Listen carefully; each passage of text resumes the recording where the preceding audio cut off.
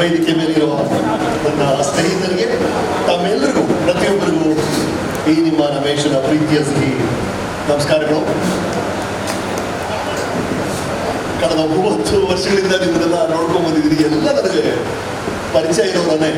ನಮ್ಮ ದಿನ ಶುರುವಾಗೋದೇ ಈ ಥರ ಬಟ್ಟೆ ಹಾಕೊಂಡು ಹೋಗ್ತೀವಿ ಶೂಟಿಂಗ್ಗೆ, ಇದನ್ನು ಬಿಚ್ಚಿಡ್ತೀವಿ. ನೀವ್ಯಾರೋ ಬರ್ತೀರಾ, ಸರ್ ಡೈರೆಕ್ಟರ್ ಈ ಕಾಸ್ಟ್ಯೂಮ್ ಕೊಟ್ಟಿದ್ದಾರೆ ಅಂತ ಹೇಳ್ತೀರಾ, ಆ ಕಾಸ್ಟ್ಯೂಮ್ ಹಾಕ್ಕೊಳ್ತೀವಿ.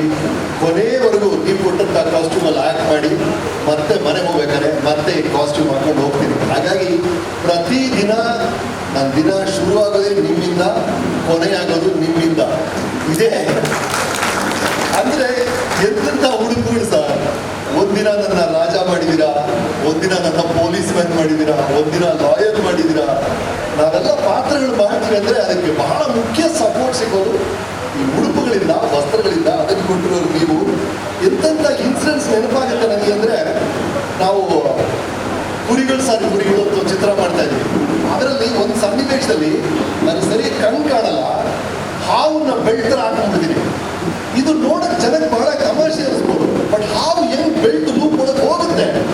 ಅದು ನಾನು ಕಾಸ್ಟ್ಯೂಮರ್ ಕೂತ್ಕೊಂಡು ಆ ಕಾಸ್ಟ್ಯೂಮರ್ ಗೆಳೆಯರು ಆ ಲೂಪನ್ನ ದೊಡ್ಡದು ಮಾಡಿ ಒಳಗೆ ಹಾವು ಈಸಿಯಾಗಿ ಹೋಗೋ ಥರ ಆ ಸೀನ್ ಮುಂಚೆ ಮಾಡಿದ್ವಿ. ಅದೇ ಥರ ಇನ್ನೊಂದು ಸನ್ನಿವೇಶ, ಮಳೆ ಸೀನು. ನನಗೆ ಪಂಚೆ ಕೊಟ್ಬಿಟ್ಟಿದ್ದಾರೆ. ಪಂಚೆ ಮೇಲೆ ನೀರು ಬಿದ್ದರೆ ಚೆನ್ನಾಗಿ ಕಾಣ್ತಾ ಇಲ್ಲ. ಆಮೇಲೆ ಪಾಪ ಕಾಸ್ಟ್ಯೂಮ್ ಗೆಳೆಯರು, ಬಿಡಿ ಸರ್ ಒಳಗಡೆ ನಾನೊಂದು ಲೈನಿಂಗ್ ಮಾಡ್ಕೊಡ್ತೀನಿ ಅಂತೇಳಿ ಪಂಚೆ ಫುಲ್ಲು ಲೈನಿಂಗ್ ಮಾಡಿಕೊಟ್ಟವರು ನಿಮ್ಮ ಕಾಸ್ಟ್ಯೂಮ್ ಗೆಳೆಯರು. ಇನ್ನೊಂದು ಫಿಲ್ಮು ಅದ್ಯಾವುದು, ಅದರಲ್ಲಿ ಡಬಲ್ ಆಕ್ಟಿಂಗ್ ಮಾಡಿದ್ದೆ. ಒಂದು ಈ ರಮೇಶು, ಇನ್ನೊಬ್ಬ ಸಕ್ಕರೆ ಫಿಲ್ಮ್ ಮಾಡಬೇಕು. ಅದನ್ನ ಹೆಂಗ್ ಮಾಡೋದು ಗೊತ್ತಾಗಿಲ್ಲ. ಈ ಕಾಸ್ಟ್ಯೂಮ್ ಗೆಳೆಯರು ಬಂದು ಸರ್ ನಾನು ಮಾಡ್ಕೊಡ್ತೀನಿ ಸರ್ ಅಂತ ಸ್ಪಾಂಜಲ್ಲಿ ಒಂದು ಫುಲ್ ದಪ್ಪಕ್ಕಿರೋ ಬಾಡಿ ಥರ ಮಾಡಿ 1 ಸೆಕೆಂಡಲ್ಲಿ ಆ ಕೋಟ್ ಹಾಕೊಂಡ್ರೆ ಇಷ್ಟು ದಪ್ಪ ಆಗ್ಬಿಡ್ತಿದ್ದೆ ನಾನು. ಅದನ್ನು ಮಾಡಿದವರು ನಮ್ಮ ಕಾಸ್ಟ್ಯೂಮ್ ಗೆಳೆಯರು. ಈ ಥರ ಪ್ರತಿಯೊಂದು ಚಿತ್ರದಲ್ಲೂ ನಮ್ಮ ನಟನೆ, ಅಭಿನಯಕ್ಕೆ ಚಪ್ಪಾಳೆ ಸಿಗ್ತಿದೆ ಅಂದರೆ ಅದಕ್ಕೆ ಬಹಳ ದೊಡ್ಡ ಪಾತ್ರ ನೀವು ಕೊಟ್ಟಂಥ ವಸ್ತ್ರಗಳು, ಉಡುಪುಗಳು. ನಿಮ್ಮೆಲ್ಲರಿಗೂ ಪ್ರತಿಯೊಬ್ಬರಿಗೂ ಧನ್ಯವಾದಗಳು. ಇವತ್ತು 35 ವರ್ಷಗಳನ್ನ ನಿಮ್ಮ ಯೂನಿಯನ್ ಸಂಭ್ರಮಿಸಿದೆ. ಅಂಡ್ ಇದು ಈ ಕಾರ್ಮಿಕರ ದಿನ ನಡೀತಾ ಇರೋದು ಬಹಳ ಅದ್ಭುತವಾದ ವಿಷಯ. ನಮ್ಮ ಹಿರಿಯರು ಏನು ಮಾಡೋದಂದ್ರೆ, 2 ಪದಗಳಲ್ಲಿ ದೊಡ್ಡ ಸತ್ಯಗಳನ್ನ ಹೇಳ್ಕೊಡು. ಸತ್ಯಮೇವ ಜಯತೆ, ಸತ್ಯ ಗೆಲ್ಲುತ್ತೆ. 2 ಪದ ಹೇಳ್ಕೊಡು. ಬೇವು ಬೆಲ್ಲ, 2 ಪದ. ಲೈಫ್ ಅಂದ್ರೆ ಬೇವು ಬೆಲ್ಲ. ಒಂದಿನ ಕೈಯಲ್ಲಿ ದುಡ್ಡು ಇರುತ್ತೆ, ಒಂದಿನ ಕೈಯಲ್ಲಿ ದುಡ್ಡೇ ಇಲ್ಲ, ಅಡ್ಜಸ್ಟ್ ಮಾಡ್ಕೊಂಡು ಹೋಗ್ಬೇಕು. ಅದೇ ಥರ ಇನ್ನೂ 2 ಪದಗಳು, ಕಾಯಕವೇ ಕೈಲಾಸ. ಅದಕ್ಕಿಂತ ಒಂದು ಫಿಲಾಸಫಿನೇ ಇಲ್ಲ. ಕಾಯಕವೇ ಕೈಲಾಸ ರೀ. ಕಾಯಕವೇ ಕೈಲಾಸ ಅಂದ್ರೆ ನೀವು ಸೂಜಿ ತಗೊಂಡು ಅದನ್ನು ದಾರ ಹಾಕ್ತಿರಲ್ಲ, ಆ ಸೂಜಿ ಮನೆಯಲ್ಲಿ ಶಿವ ಪಾರ್ವತಿ ನರ್ತನೆ ಮಾಡ್ತಿರ್ತಾರೆ. ಇದು ಬರೀ ಸೂಜಿ ದಾರ ಅಲ್ಲ, ಸೂಜಿಯ ಕೊನೆಯಲ್ಲಿ ಶಿವ ಪಾರ್ವತಿ ನರ್ತನೆ ಮಾಡ್ತಿದ್ದಾರೆ. ಕಾಯಕವೇ ಕೈಲಾಸ. ನೀವು ಮಾಡಬೇಕಾದ್ರೆ ಇಷ್ಟೇ. ನಾನು ನೋಡ್ತಾ ಇರ್ತೀನಿ, ನೀವೆಲ್ಲ ಟೈಲರಿಂಗ್ ಮಾಡ್ತಿರಲ್ಲ, ಸೂಯಿಂಗ್ ಮಿಷನ್ ಮಾಡ್ತಾ ಇರ್ತಿರಲ್ಲ. ನೀವು ಆ ಸೂಯಿಂಗ್ ಮಿಷನ್ ಮಾಡ್ತಿರ್ಬೇಕಾದ್ರೆ ನಿಮ್ಮ ಗಮನ ಎಷ್ಟು ಚೆನ್ನಾಗಿದೆ ನೋಡಿ. ಒಂದು ಕ್ಷಣ ಗಮನ ಆ ಕಡೆ ಹೋಗಲ್ಲ. ಆ ಗಮನ ಒಂದಿದ್ಬಿಟ್ರೆ ನಿಮ್ಮ ಜೀವನದಲ್ಲಿ ನಿಮ್ಗೆ ಏನೇನು ಬೇಕು ಅದೆಲ್ಲ ಸಿಗುತ್ತೆ ಸರ್. ನೀವು ಆ ಗಮನವನ್ನ ನೀವು ಸ್ಟಿಚಿಂಗ್ ಮಾಡಬೇಕಾದ್ರೆ ಗಮನ ಇದೆಯಲ್ಲ, ಅದೇ ಗಮನವನ್ನ ನಿಮ್ಮ ಮಕ್ಕಳು ಚೆನ್ನಾಗಿರ್ಬೇಕು ಅಂತ ಆಸೆ ಪಡ್ತೀರಾ, ಅಲ್ಲಿ ಕೊಡಿ. ನೀವು ಶ್ರೀಮಂತರಾಗಬೇಕು ಅಂತ ಆಸೆ ಪಡ್ತೀರಾ, ಅಲ್ಲಿ ಅದೇ ಗಮನ ಕೊಡಿ. ಬೇಕಾಗಿರೋದು ಒಂದೇ, ಆ ಗಮನ ಮಾತ್ರ. ನೀವು ಟೈಲರಿಂಗ್ ಮಾಡಬೇಕಾಗಿರೋ ಅದೇ ಗಮನ ಜೀವನದಲ್ಲಿ ನಿಮ್ಗೆ ಏನೇನು ಬೇಕು ಆ ಕಡೆ ಕೊಡಿ. ಅಮೋಘವಾಗುತ್ತೆ ನಿಮ್ಮ ಜೀವನ.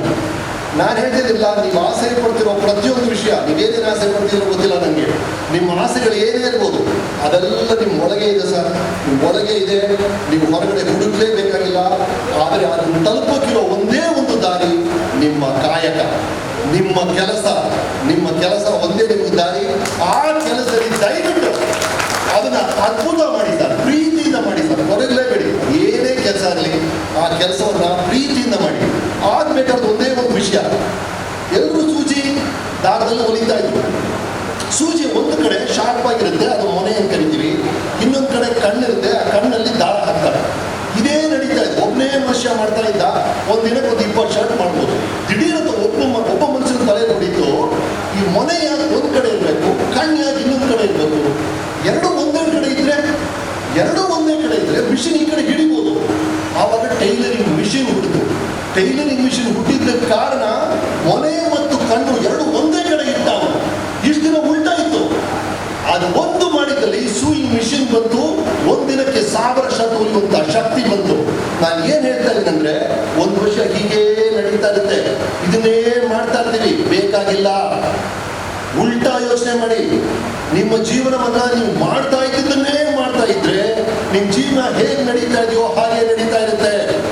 ಏನೋ ಒಂದು ವ್ಯತ್ಯಾಸ ಮಾಡಿದ್ರೆ ಜೀವನದಲ್ಲಿ ವ್ಯತ್ಯಾಸ ಆಗುತ್ತೆ. ಅದು ಒಂದು ಸರಿಯಾದ ದಿಕ್ಕಲ್ಲಿ ಆಗ್ಬೇಕಷ್ಟೇ. ಅದನ್ನ ಯೋಚನೆ ಮಾಡಿ. 35 ವರ್ಷಗಳು ಒಂದು ರೀತಿಯಲ್ಲಿ ನಡ್ಕೊಂಡ್ ಬಂದಿದೆ. ನಿಮ್ಮ ಯೂನಿಯನ್, ನಿಮ್ಮ ರೂಲ್ಸು ಸರಿ, ಅದನ್ನ ಏನೇನು ಸರಿ ಅನ್ಸುತ್ತೋ, ಏನೇನು ಈ ಕಾಲಕ್ಕೆ ಸರಿ ಅನ್ಸುತ್ತೋ ಅದನ್ನು ಇಟ್ಕೊಳ್ಳಿ. ಏನೇನು ಸರಿ ಇಲ್ಲ ಅನ್ಸುತ್ತೋ ಕಾಲಕ್ಕೆ ತಕ್ಕಾಗೆ ದಯವಿಟ್ಟು ಅದನ್ನ ಬದಲಾಯಿಸ್ಕೊಳ್ಳಿ. ಒಂದು ವಿಷಯ ಹೀಗೆ ನಡೀತಿದೆ, ಒಂದು ರೀತಿಯಲ್ಲಿ ನಡೀತಿದೆ, ಒಂದೇ ಕಾರಣಕ್ಕೆ ಅದನ್ನ ಮಾಡ್ತಾ ಇರ್ಬೇಕು ಅಂತ ಅಗತ್ಯ ಇಲ್ಲ. ದಯವಿಟ್ಟು ಯೋಚನೆ ಮಾಡಿ. ಆ ಒಂದು ಸ್ಟೆಪ್ ಇಂದ ಎಲ್ಲವೂ ಸಾಧ್ಯ ಆಗುತ್ತೆ. ದಯವಿಟ್ಟು ಆ ಕಡೆ ಗಮನ ಕೊಡಿ. ನೀವು ಟೈಲರಿಂಗ್ ಏನ್ ಮಾಡ್ತಿಲ್ಲ, ಅದನ್ನೇ ನಾವು ಎಲ್ಲ ಕಡೆ ಮಾಡೋದು. ನಿಮ್ಮ ಯೂನಿಯನ್ ಅದೇ ರೀತಿಯಲ್ಲಿ ಸಾಗಬೇಕು. ಮೊದಲು ಏನ್ ಮಾಡ್ತೀರಾ, ಒಂದು ಚಾಕ್ ಪೀಸಲ್ಲಿ ಮಾರ್ಕ್ ಮಾಡ್ತೀರಾ, ಕಟ್ ಮಾಡಕ್ ಮುಂಚೆ ಅಲ್ವಾ, ಆ ಥರ ಒಂದು ಪ್ಲಾನ್ ಮಾಡಿ. ಆಮೇಲೆ ಏನ್ ಮಾಡ್ತೀರಾ, ಕತ್ರಿಯಲ್ಲಿ ಕಟ್ ಮಾಡ್ತೀರಾ, ಬೇಡದಿರೋದನ್ನೆಲ್ಲ ಬಿಸಾಕ್ತೀರಾ. ಆ ಥರ ಅಗತ್ಯ ಇಲ್ಲದೇ ಇರೋ ವಿಷಯಗಳನ್ನ ಕಿತ್ತು ಬಿಸಾಕಿ. ಅಗತ್ಯ ಇರೋ ವಿಷಯಗಳು, ನೀವು ಪ್ಯಾಂಟ್ ಇರಬೇಕು, ಪ್ಯಾಂಟ್ ಏನ್ ಬೇಕು ಅದನ್ನ ಇಟ್ಕೊಳ್ಳಿ, ಬೇಡದಿರೋದನ್ನ ಕಿತ್ತು ಬಿಸಾಕಿ.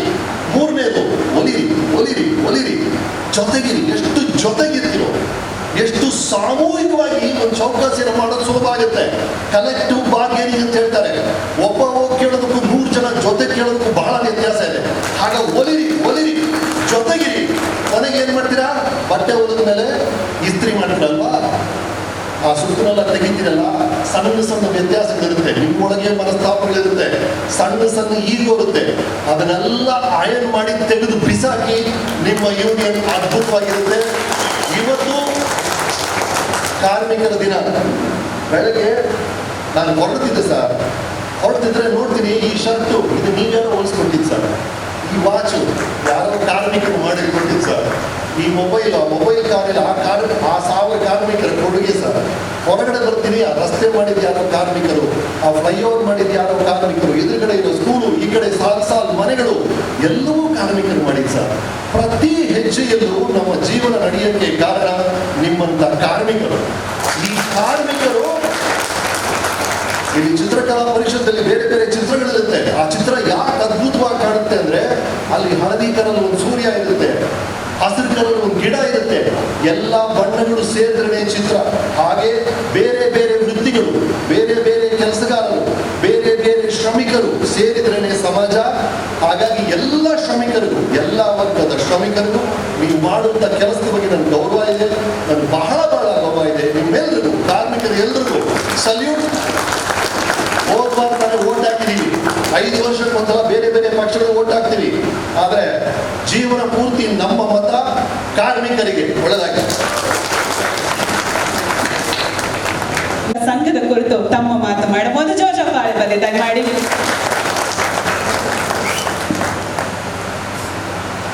ಎಲ್ರಿಗೂ ನಮಸ್ಕಾರ.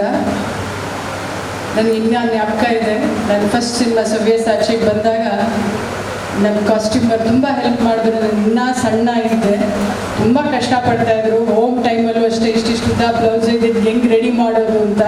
ಬಟ್ ನಿಮ್ಮನ್ನೆಲ್ಲ ನೋಡ್ಬಿಟ್ಟು ಈಗ ತುಂಬ ಖುಷಿ ಆಗ್ತಿದೆ. ಪ್ರತಿಯೊಂದು ಸಿನಿಮಾದಲ್ಲೂ ಕಾಸ್ಟ್ಯೂಮ್ಸ್ ಇರ್ತಿದ್ರು, ಬಟ್ ತುಂಬ ರೆಸ್ಪೆಕ್ಟ್ ಕೊಡ್ತಾಯಿದ್ರು. ನಾನು ಅದೇ ರೀತಿ ರೆಸ್ಪೆಕ್ಟ್ ಕೊಡ್ತಿದ್ದೆ. ನನಗೆ ಕೋವಿಡ್ ಟೈಮಲ್ಲಿ ಫಸ್ಟ್ ಆಲೋಚನೆ ಆಗಿದ್ದೆ, ನಿಮ್ಮನ್ನು ಏನು ಮಾಡ್ತಾರೆ ಇವರು, ಪಾಪ ಇವ್ರ ಫ್ಯಾಮಿಲಿ ಏನು ಮಾಡ್ತಾರೆ ಅಂತ. ಇಮ್ಮಿಡಿಯೇಟ್ BC ಪಾಟೀಲ್ ಅವ್ರಿಗೆ ಫೋನ್ ಮಾಡಿ, ದಯವಿಟ್ಟು ಅವ್ರಿಗೆ ಏನೇನು ಇದೆಯೋ ಸಹಕಾರ ಅವ್ರಿಗೆ ಕೊಡಿಸಿ ಅಂತ. ನನಗೇನೂ ಬೇಡ, ನಿಮ್ಗೇನು ಬೇಕು ಅಂತ ಕೇಳಿದ್ರೆ ನನಗೇನೂ ಬೇಡ, ಫಸ್ಟ್ ಕಾರ್ಮಿಕರು ಕೊಡಿ, ಯಾಕಂದರೆ ಅವರಿದ್ರೇ ನಾವಿರೋದು ಅಂತ. ದಯವಿಟ್ಟು ಇದೇ ರೀತಿ ಇನ್ನು 35 ವರ್ಷ ಅಲ್ಲ, ಇನ್ನು ಹೆಚ್ಚು ರೀತಿಯಲ್ಲಿ ದೊಡ್ಡ ಥರ ವಿಜೃಂಭಣೆ ಮಾಡಿ. ನಿಮ್ಮನ್ನೆಲ್ಲ ನೋಡಿ ತುಂಬ ಖುಷಿ ಆಯಿತು. ನಿಮ್ಮೆಲ್ಲರಿಗೂ ಕಾರ್ಮಿಕ ದಿನಾಚರಣೆ ಶುಭಾಶಯಗಳು. Thank you so much. ಏನು ಮಾತಾಡೋದು, ಎಲ್ಲ ಫ್ಲೋ ಕಟ್ಟಾಗೋಯ್ತು ನನಗೆ. ಏನಿಲ್ಲ, ಭಾಳ ಖುಷಿ ನನಗೆ. ನನ್ನ ಮನೆ ಸಮಾರಂಭ ಇದು ಭಾಳ ಚಿಕ್ಕದಾಗಿ ಮುಗಿಸ್ಬಿಡ್ತೀನಿ. 35ನೇ ವರ್ಷದ ಕಾರ್ಯಕ್ರಮ ಇದು, 35ನೇ ವರ್ಷದ ವಾರ್ಷಿಕೋತ್ಸವದ ಸಮಾರಂಭ ಇದು. 35 ವರ್ಷದಕ್ಕೆ ಒಂದು ಸಲ ಆಗಿದೆ ಈ ಕಾರ್ಯಕ್ರಮ. ನನ್ನ ಆರೈಕೆ ಇಷ್ಟೇ, ಇನ್ನು ಮೇಲೆ ಪ್ರತಿ ವರ್ಷ ಆಗ್ತಾ ಇರಬೇಕು ಈ ಥರದ ಒಂದು ಕಾರ್ಯಕ್ರಮ. ಆಮೇಲೆ ಈ ಥರದ ಒಂದು ಕಾರ್ಯಕ್ರಮಗಳು ಖಂಡಿತವಾಗಲೂ ನಮ್ಮನ್ನು ನಾವು ಇನ್ನೂ ಹೆಚ್ಚು ಒಗ್ಗಟ್ಟು ಮಾಡೋದಕ್ಕೆ ಕಾರಣವಾಗುತ್ತೆ. ಒಂದು ಇನ್ನೊಂದು ನಮ್ಮನ್ನು ನಾವು ಅರ್ಥ ಮಾಡ್ಕೊಳ್ಳೋದಕ್ಕೂ ಕೂಡ ಕಾರಣವಾಗುತ್ತೆ. ಈ ಒಂದು ಸಮಾರಂಭ ಇನ್ನು ಮುಂದಿನ ವರ್ಷಗಳಲ್ಲಿ ದೊಡ್ಡದಾಗಿ ನಾನು ಇನ್ನು ಕೆಲವೇ ವರ್ಷಗಳಲ್ಲಿ ಈ ಥರ ಒಂದು ಸಮಾರಂಭ ಒಂದು ದೊಡ್ಡ ಸ್ಟೇಡಿಯಂ ಅಲ್ಲಿ ಆಗಬೇಕು. ದೊಡ್ಡ ಸ್ಟೇಡಿಯಂ ಅಲ್ಲಿ ಆಗೋ ಥರದ ಈ ಕಾರ್ಯಕ್ರಮ, ಈ ಒಂದು ಸಂಘ ಗಟ್ಟಿಮುಟ್ಟಾಗಿ ಬೆಳಿಬೇಕು ಅಂತ ಅನ್ನುವಂಥದ್ದು ನನ್ನ ಆರೈಕೆ. ಮತ್ತು ಇನ್ನೊಂದು ಪ್ರಾಮಿಸು, ಈ ಒಂದು ಸಂಘದ ಜೊತೆಯಲ್ಲಿ ಶರಣು ಯಾವತ್ತಿಗೂ ಕೂಡ ನಿರಂತರವಾಗಿ ನಾನು ಅದೇ ಹೇಳಿದೆ. ನಾನು ನಮ್ಮ ಈ ಅಧ್ಯಕ್ಷರು ನನ್ನನ್ನು ಫಾರ್ಮಲ್ ಆಗಿ ಕರಿಬೇಕು, ಇಲ್ಲ ನಾನು ಮನೆಗೆ ಬರ್ತೀನಿ ಅಂತ. ನನಗೆ ಯಾಕೆ ಮನೆಗೆ ಬರಬೇಕು? ನನ್ನ ಮನೆ ಕಾರ್ಯಕ್ರಮನೇ ಇದು. ನನ್ನ ಮನೆ ಕಾರ್ಯಕ್ರಮನ ಕರೆಯೋದಕ್ಕೆ ನನ್ನ ಮನೆ ತನಕ ಬರ್ಬೇಕಾ? ದಯವಿಟ್ಟು ಇವರೇ ರವಿಶಂಕರ್ ಅವರು, ಇಲ್ಲ ಅಣ್ಣ ಭಾಳ ನಾನು ಹಿಂಗೆ ಎಲ್ಲರನ್ನೂ ಕರೀತಾ ಇರೋದು ಅಂತ ಅನ್ನೋದು ನೋಡಿ, ಎಷ್ಟು ಆರ್ಗನೈಸ್ಡ್ ಆಗಿದ್ದಾರೆ ಅಂತ ಅನ್ನೋದಕ್ಕೆ ಒಬ್ಬರನ್ನ ನಮ್ಮವ್ರನ್ನೇ ಆದ್ರೂ ಕೂಡ ಅವ್ರನ್ನ ಮನೆಗೆ ಹೋಗಿ ಈ ಥರದ ಒಂದು ಪತ್ರಿಕೆಯನ್ನು ಕೊಟ್ಟು ಕರೆಯುವಂಥ ಒಂದು ಸಂಸ್ಕಾರನ ಬೆಳೆಸ್ಕೊಂಡು ಬಂದಿದೆ ಅಂತ ಅನ್ನೋದಾದರೆ ಈ ಒಂದು ಸಂಘಕ್ಕೆ ಸೇರಬೇಕಾಗಿರುವಂಥ ಕ್ರೆಡಿಟ್ಸ್ ಅದು. ನಾನು ಇವತ್ತು ಬೆಳಗ್ಗೆ ನಮ್ಮ ನನ್ನ ಪರ್ಸನಲ್ ಸೀನು ಬಂದಿದ್ದ. ಆಮೇಲೆ ಒಂದು ಇಬ್ಬರನ್ನ ನಾನು ಬೇಡ ಅಂದ್ರು ನನ್ನ ಮನೆಗೆ ಕಳಿಸಿದಾಗ ನಾನು ಅಂದೆ, ಯಾಕಪ್ಪ ನಾನು ದೊಡ್ಡ ಇದ್ದೇನೆ, ಮಿನಿಸ್ಟ್ರ, ನಾನು ಹಿಂದೆ ಒಂದು ಗಾಡಿ ಮುಂದ್ಕೊಂಡು ಹೋಗೋದಕ್ಕೆ ನಾನು ಬರ್ತೀನಿ ಬಿಡಪ್ಪ. ನನಗೆ ಇನ್ನೊಂದು ಫ್ಲಾಶ್ ಆಗಿದ್ದೇನು ಅಂದರೆ, ಎಲ್ಲರೂ ಕೈಗೆ ಕೊಟ್ಬಿಡ್ತಾನ ಅಂತ ಕರ್ಸವ್ರ ಏನೋ ಅಂತ ಅನ್ಕೊಂಡಿದ್ದೆ. ಆಮೇಲೆ ನಮ್ಮ ಸೀನಿಗೆ ಹೇಳಿದೆ, ಎಲ್ಲರಿಗೂ ಮೋಸ್ಟ್ಲಿ ಡೌಟ್ ಏನೋ ನಾನು ಬರಲ್ಲ ಅಂತ ಇಲ್ಲ ಅಣ್ಣ ಅಂತಂದಿದ್ರೆ ಪರವಾಗಿಲ್ಲ. ಸೀನಾ ಏನಂದ ಗೊತ್ತಾ, ಏನೋ ಗೊತ್ತಿಲ್ಲ ಅಣ್ಣ ಅಂತ. ನನಗೆ ಅವಾಗಲೇ ಕನ್ಫರ್ಮ್ ಆಗಿರ್ತದ, ಯಾಕಪ್ಪ ನಾನು ಯಾವ್ದಾದ್ರು ಕಾರ್ಯಕ್ರಮ ಮಿಸ್ ಮಾಡಿದ್ದೀನಿ ಅಂತ ತಮಾಷೆಗಳಿದೆ. ಬಟ್ ಭಾಳ ಖುಷಿ ಆಗ್ತದೆ. ಅದೇನು ಅಂತಂದರೆ ನಿಮ್ಮನ್ನೆಲ್ಲ ಒಟ್ಟಿಗೆ ಒಂದೇ ಸ್ಟೇಜ್ನಲ್ಲಿ ಒಂದೇ ಸೂರಿನಡಿ ನೋಡ್ತಾ ಇರುವಂಥದ್ದು ನನಗೆ ಸಿಕ್ಕಿರೋವಂಥದ್ದು.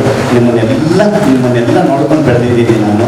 ನೀವುಗಳೆಲ್ಲ ಕೊಟ್ಟಂಥ ಕಾಸ್ಟ್ಯೂಮ್ ಹಾಕೊಳ್ಳಿ. ಆಮೇಲೆ ನನಗೆ ಜನ್ಮದಲ್ಲಿ ಈ ಕಾಸ್ಟ್ಯೂಮಿನ ವಿಚಾರ ಇದೆ ಗೊತ್ತಾ, ಈ ಭಾಳ ನಮ್ಮ ಅಮ್ಮನ ಹತ್ರ ಫಸ್ಟ್ ಬೈಸ್ಕೊಂತ ಇದ್ದಿದ್ದೆ ನಾನು. ಬಟ್ಟೆ ಸರಿಯಾಗಿ ಹಾಕೊಂಡು ಹೋಗ ಮನೆಗೆ, ನನಗೆ ಇದೊಂದು ಮಾತ್ರ, ನನಗೆ ಇದು ಚೂರು ಕೂಡ ಸೆನ್ಸ್ ಇಲ್ಲ ನನಗೆ. ಇದಾದ್ಮೇಲೆ ಸ್ಟಾರ್ಟ್ ಮಾಡಿದ್ದು ಯಾರು ಅಂತಂದ್ರೆ ನನ್ನ ಹೆಂಡತಿ ಶುರು ಮಾಡಲು ಚೆನ್ನಾಗಿ ಬಟ್ಟೆ ಹಾಕೊಂಡು ಹೋಗಲ್ಲ ಅಂತ. ಇವತ್ತು ಈ ಕಾಂಬಿನೇಷನ್ ಕೂಡ ನಾನು ಮಾಡ್ಕೊಂಡಿರೋ ಕಾಂಬಿನೇಷನ್ ಅಲ್ಲ, ಮನೆಯಲ್ಲಿ ನನ್ನ ಹೆಂಡತಿ ನನ್ನ ಮಗ ಇಬ್ಬರು ಸೇರ್ಕೊಂಡು ಮಾಡಿ ಕಳಿಸವ್ರೆ.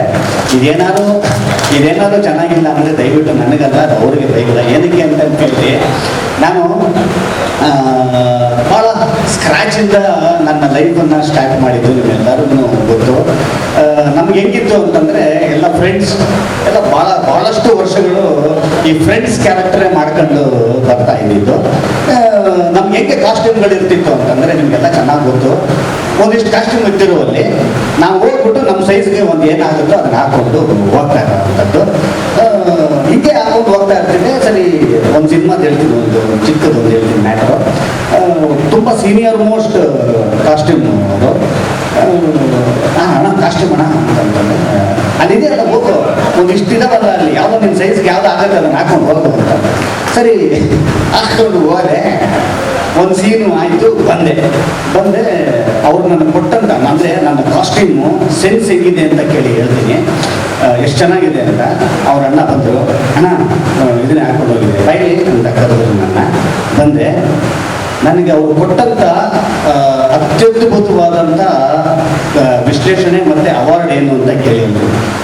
ನೀನು ತಲೆ ತಗೊಂಡೋಗಿ ಎಲ್ಲಾದರೂ ಮ್ಯೂಸಿಯಮಲ್ಲಿ ಇಡಬೇಕು ಅಂತ. ಯಾಕಣ್ಣ?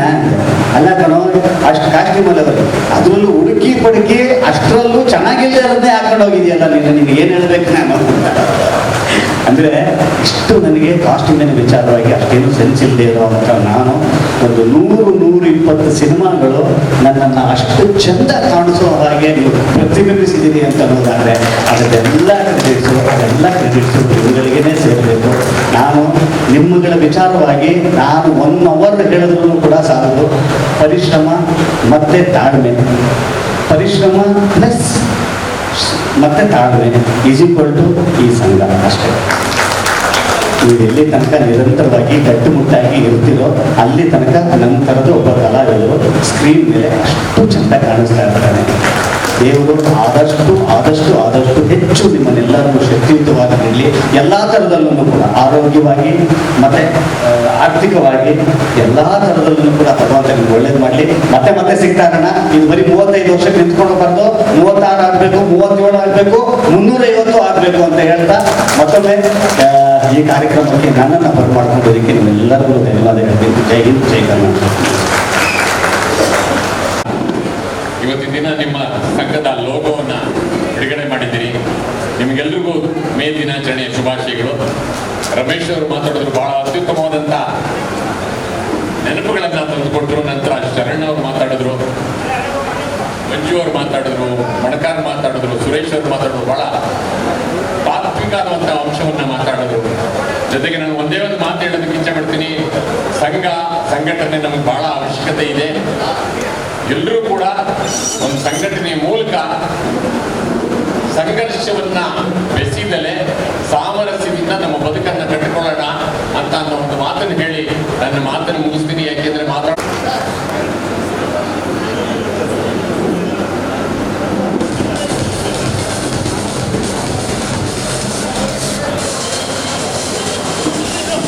ಒಂದು ನಿಮಿಷ, ಶರಣ್ ಸರ್ ಮಾತನಾಡ್ತಾರೆ, ಮುಂದುವರಿಸ್ತಾರೆ ಮಾತು. ಇದೇ ಸಂದರ್ಭದಲ್ಲಿ NM ಸುರೇಶ್ ಸರ್, ಕರ್ನಾಟಕ ಚಲನಚಿತ್ರ ವಾಣಿಜ್ಯ ಮಂಡಳಿ ಅಧ್ಯಕ್ಷ.